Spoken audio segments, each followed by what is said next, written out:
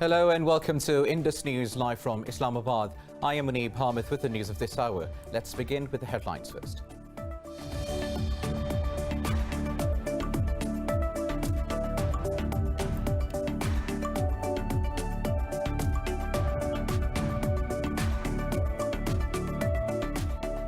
Pakistan has summoned a senior Indian diplomat to register its protests over ceasefire violations along the line of control. Foreign Office says 2 civilians were wounded by unprovoked Indian firing in the Barmoch village in Droughts sector. It says 19 civilians have been martyred and 197 wounded in over 2,500 ceasefire violations so far this year.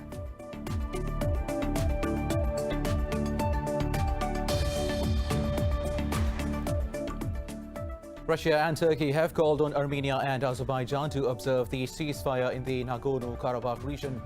The Kremlin said President Vladimir Putin and his Turkish counterpart Tayyip Erdogan discussed the situation on phone. It said both the leaders called for a permanent solution to the dispute as per Karabakh's status in the OSCE Minsk group. Nearly 600 people have been killed in the conflict since it broke out on 27th of September.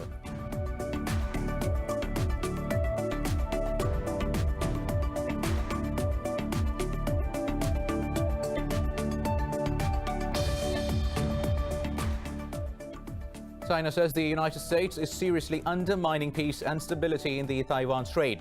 China's Eastern Theater Command said its forces will resolutely defend the country's territorial integrity.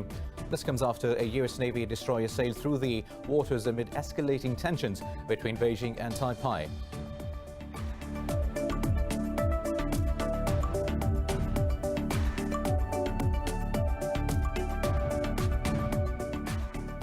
Kyrgyz President Soronbay Jeenbekov has resigned after days of protests over disputed parliamentary elections. In a statement, Jeenbekov said he wanted to prevent clashes between security forces and the protesters. He said he did not want to go down in Kyrgyzstan's history as a president who shot at his own citizens.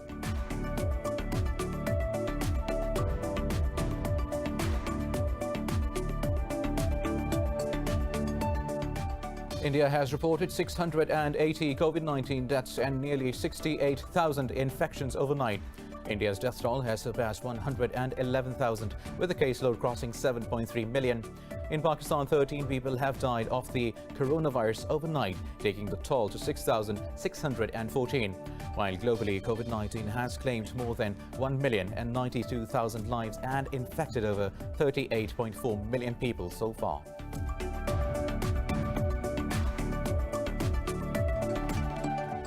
News in detail coming up after a short break. Stay tuned.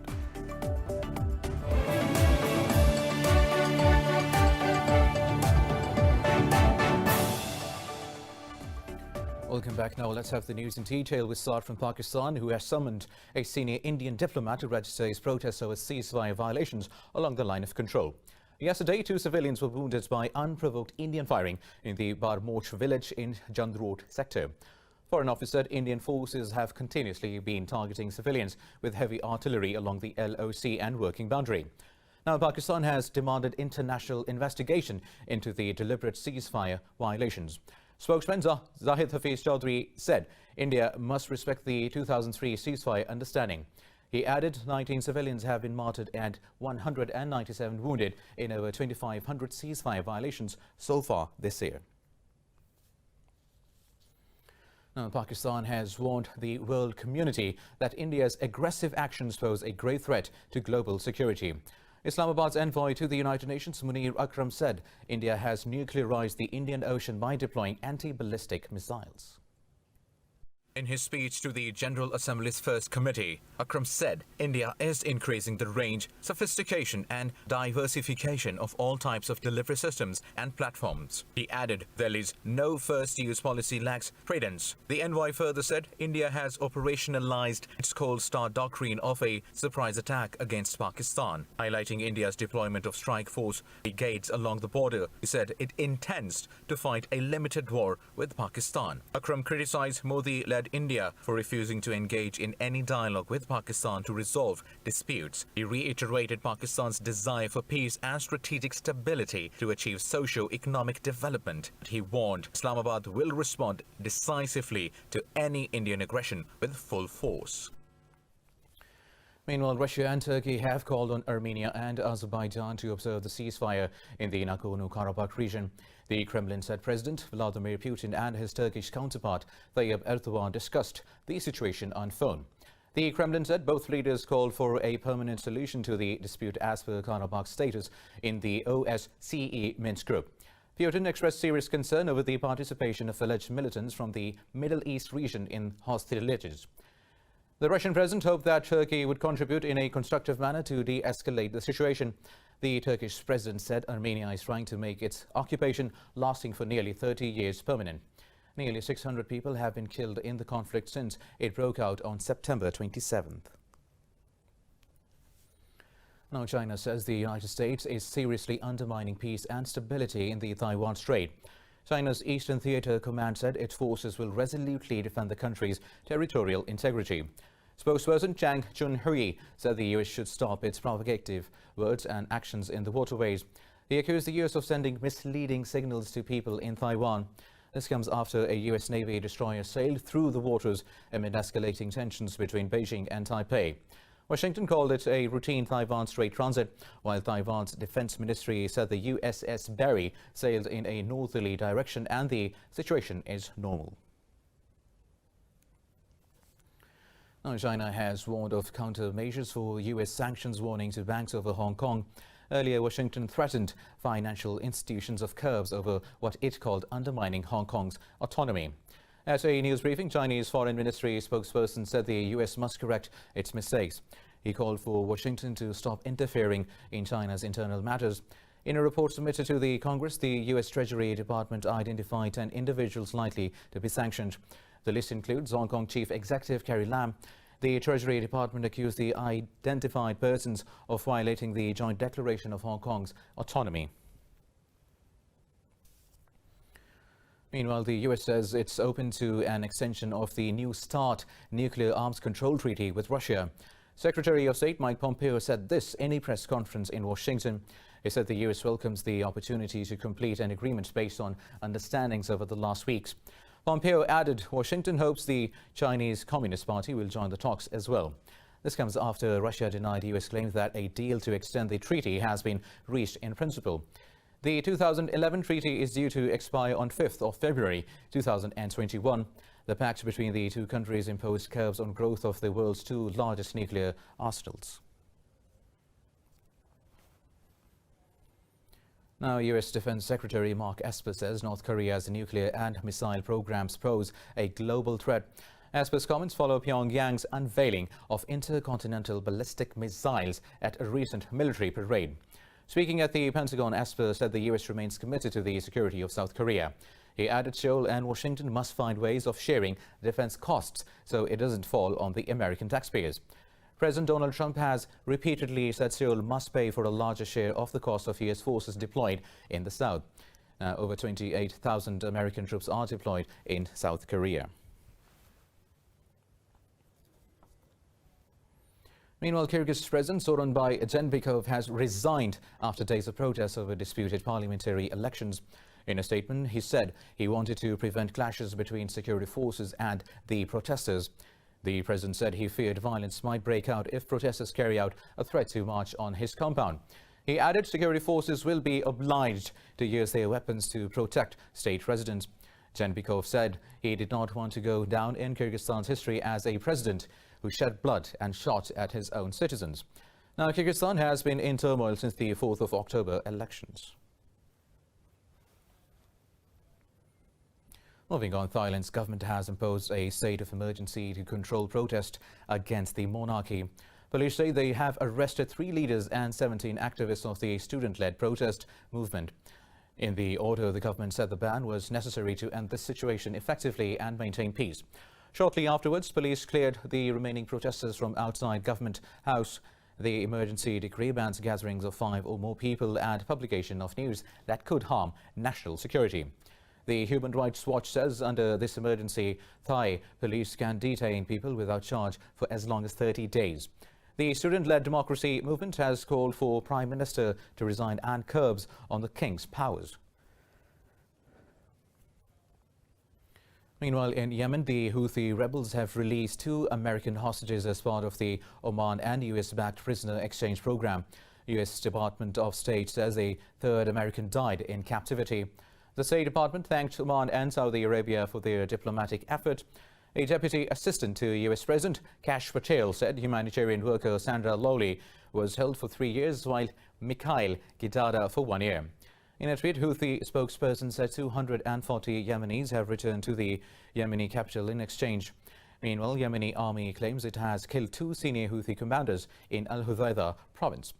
A Yemeni army spokesperson stated the commanders were killed in a retaliatory fire during their attack on army positions. The Houthis have not yet commented on the army's claims. Turkey says it will give Greece the answer it deserves over their energy dispute in the eastern Mediterranean. President Recep Tayyip Erdogan says Greece and Cyprus failed to keep their promises at the EU and NATO platforms. In a speech to Parliament, he warned any plans to disregard the interest of Turkey and northern Cyprus will not succeed. Erdogan added the drill ships will return to the Mediterranean after maintenance at the port. The US and Germany have labeled the gas exploration mission a provocation and urged Ankara to recall its ships. But Turkey defied international calls and sent its research vessel back to the region. Now, the Afghan government and Taliban have agreed to find ways to resolve issues. This comes as negotiators from both sides met in Doha. Members of Kabul's team, Nadir Nadri, said the contact groups will meet again to present solutions. Taliban spokesperson Muhammad Naeem stated both sides presented recommendations to stimulate peace process. In a tweet, Naeem added there are still some disputed points around the framework of talks. He said the teams will continue to work to reach an agreement on the agenda and mechanism of dialogue. Meanwhile, in Pakistan, 13 more people have lost their lives to COVID-19 during the last 24 hours. The Health Ministry says the countrywide death toll has reached 6,614. The ministry said 756 people tested positive overnight. It said there are 9,209 active COVID-19 cases in the country. The ministry added out of over 321,000 cases, more than 305,000 have recovered so far. It said over 140,000 cases have been detected in the southern province of Sindh, while Punjab has reported over 101,000 cases. Meanwhile, India has reported 680 COVID-19 deaths and nearly 68,000 infections overnight. The country's death toll has surpassed 111,000 with a caseload crossing 7.3 million. While globally, the pandemic has claimed more than 1,090,000 lives and infected over 38.4 million people so far. More details in this report. The surging second wave of COVID-19 has prompted fresh restrictions in many countries across the globe. Months after Europe flattened the curve, the virus has crept back onto the continent. Germany has announced new curbs as daily infections hit a record high since April. France has imposed a nightly curfew on almost 1/3 of the country's 67 million people. The decision we have taken is a curfew for the Paris region, where the virus is in very active circulation, and several other cities, 8 other cities, as well as the Paris region. Meanwhile, during mass testing, East China city Qingdao has taken over 8 million samples for COVID-19 testing. Russia announced the approval of a second COVID-19 vaccine as the country reported a record daily increase of cases in Moscow. A new vaccine developed by Siberia's Vector Institute completed early-stage trials last month. The first batch of the vaccine, comprising 60,000 doses, will be made shortly, and Vector will begin post-registration clinical trials in various Russian regions with the participation of 40,000 volunteers. I would like to add that Vector plans simultaneously to conduct clinical trials among 150 people over 60. In the U.S., the outbreak is showing no signs of slowing down as 22 states reported more than 1,000 daily cases.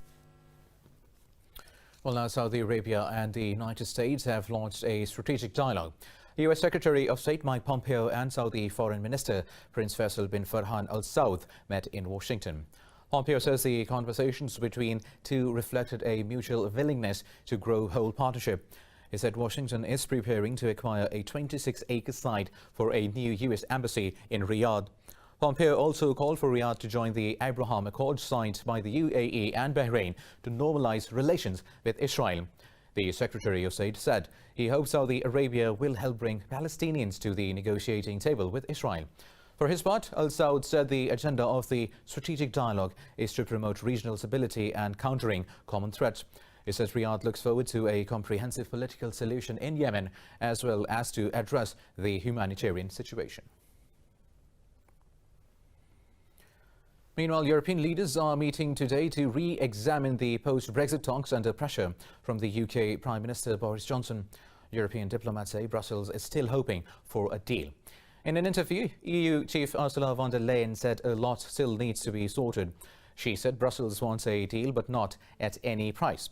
But UK Prime Minister Boris Johnson has been pushing the EU to decide the deal this month. Johnson spoke to the President of the European Commission ahead of today's summit. Following the call, he issued a 48-hour deadline to the bloc, threatening to walk away without a deal if matters were not sorted by Friday. Johnson had previously insisted that Britain's deadline for talks was October 15. More news coming up in this bulletin after a short break. Stay tuned.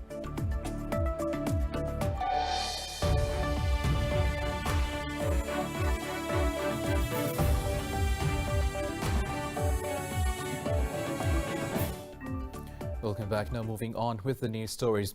Lebanon has again postponed the consultations on the nominating the new prime minister amid the worst economic crisis in the country.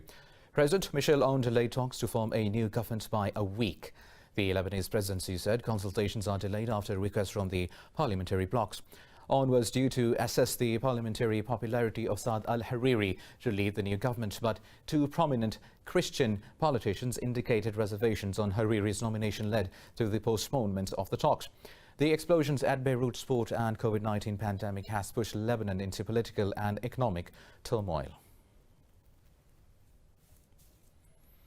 Well, now protests against police brutality continue in Nigeria despite the government disbanding a controversial police unit. Hundreds gathered in Abuja, Lagos and Warri to press their calls for police reforms and justice for the victims. Nigerian police responded to the repeated demonstrations with beatings, tear gas and gunfire. Lagos State Governor Babajide Sanwo-Olu urged the protesters to wind down demonstrations. He said the gridlock following protests had disrupted businesses still reeling from the pandemic. The Nigerian diaspora in the US also organized protests in solidarity with their countrymen. Now, robot dolphins could replace captive animals at theme parks in the years to come. More about this invention in this report.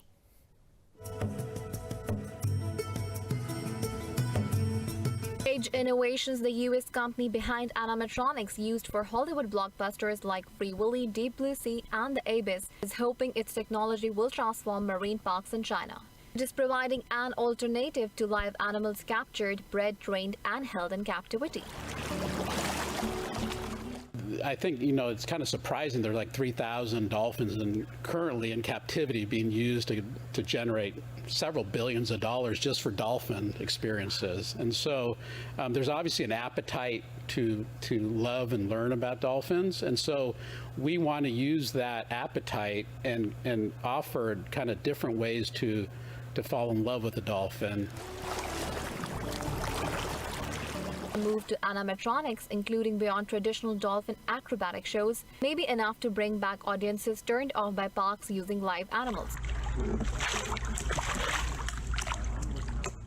If you want to design a show to use real dolphins, you've got to capture real dolphins, train them, and then get them to do that show. With creating robots, you have to do exactly the same thing. The difference is you don't have to do animal husbandry. You don't have to have breeding programs. You don't have to worry about the safety with human beings. Beyond dolphins, the company envisions animatronic animals in marine parks to include great white sharks or even creatures from the Jurassic time period. Now in Portugal, water scarcity and droughts are causing problems for farmers in the southern Algarve region. They say an avocado production boom in recent years is to be blamed for the shortage of water. A British farmer who recently moved to Portugal is facing similar problems. This report has the details. Like many Britons in Portugal, Richard Allen moved to the sun-drenched Algarve region to retire. He bought a farm, married the love of his life and grew a vegetable garden. Then he started running after the precious blue liquid since avocados guzzle more water than the region's orange crops. I'm sure that what used to be groundwater is now gone into the avocados or evaporated, one or the other, and it's not available for those of us who were expecting to be able to tap that for our daily life, basically. Around 10 miles away, one of the region's main dams, Bravura, is down to just 18%, the lowest level in Portugal. Experts say climate change and rising temperatures have led to dehydration of important aquifers. A disaster will happen soon. It is obvious it will happen soon. Climate change is very present. It is talked about all over the world. The Algarve is no exception. Environmentalists foresee devastation that will be hard to undo once the avocado trend is over. We are putting avocados in certain areas. We are completely devastating a traditional landscape to meet a market need. When avocados no longer have the price they have now, these properties will be abandoned, but the impacts will stay here. From toast to smoothies, the avocado has become popular worldwide. It is completely in fashion and the new generations are attracted to it due to its immense health benefits. But if Allen's struggles are anything to go by, the lack of water may ultimately bring Algarve's avocado dreams to halt.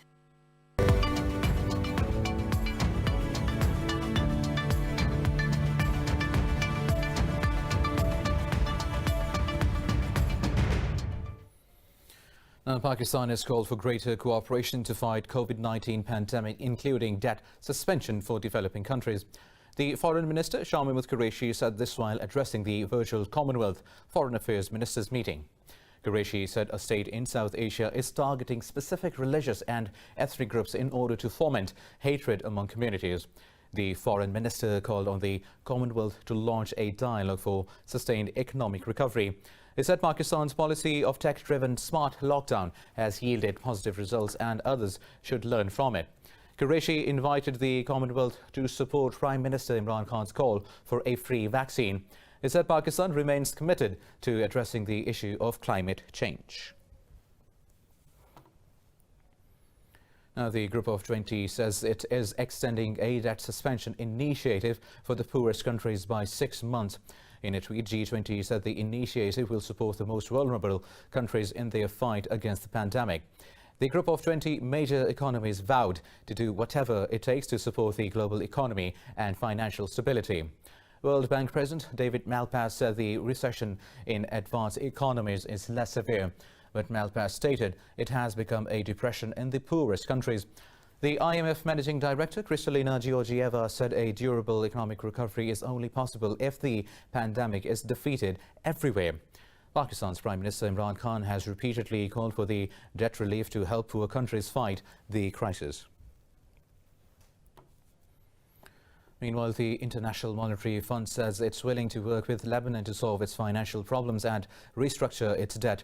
IMF Managing Director Kristalina Georgieva says the monitoring body will need a partner in the Lebanese government. In an interview, she said the ongoing fragmentation in Lebanon is holding the country back.